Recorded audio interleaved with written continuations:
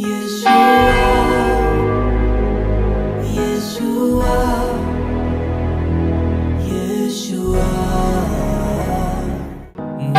భాగస్వామిని మీరు ఎంచుకున్నారు దేవా, నా జీవితమంతా ఏకమై నడిచెదను.